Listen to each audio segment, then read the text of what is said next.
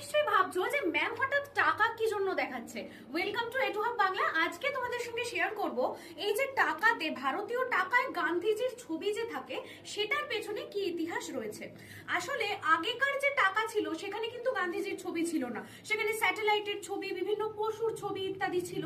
তারপর যখন 1969 সালে গান্ধীজির 100তম জন্মদিন উপলক্ষে প্রথমবার একটা স্পেশাল সিরিজ লঞ্চ করা হয়েছিল যেখানে গান্ধীজির ছবি ছিল।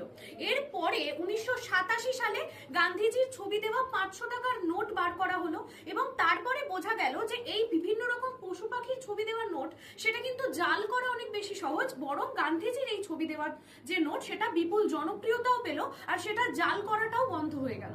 তারপরে 1996 সালে আরবিআই পাকাপাকি ভাবে এই সিরিজটা চালু করলো, যেখানে কিন্তু ভারতীয় নোটে গান্ধীজির ছবিটাই রাখা হলো।